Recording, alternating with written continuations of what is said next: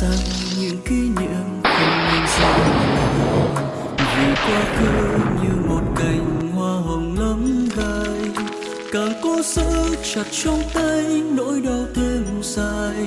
Dù biết thế mà trong anh chưa thể nguôi ngoai. Anh biết giờ đã có người bên em mỗi ngày, người ấy chắc bây giờ là tất cả với em. Dù đã cố chẳng quan tâm tỏ ra vô tình, mà vẫn nhói ở trong tim khi nghĩ về em.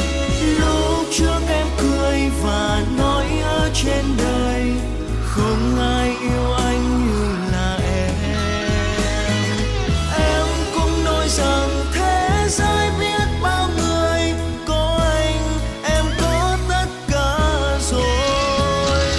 Thế giới thay đổi và đã đổi thay người, bên em hôm nay không phải anh.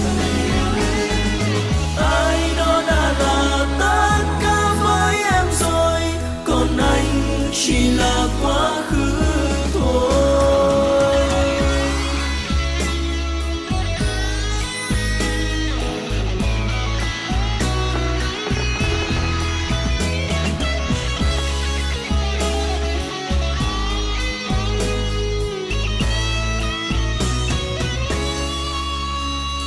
Anh biết rằng những kỷ niệm không nên giữ lại, vì quá khứ như một cành hoa hồng lắm gai, càng cố giữ chặt trong tay nỗi đau thêm dài.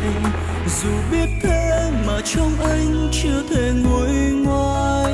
Anh biết giờ đã có người bên em mỗi ngày, người ấy chắc bây giờ là tất cả với em. Dù đã cố chẳng quan tâm tỏ ra vô tình, mà vẫn nhói ở trong tim khi nghĩ về em.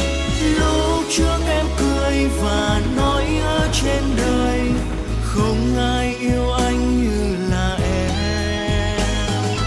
Em cũng nói rằng thế giới biết bao người, có anh em có tất cả rồi.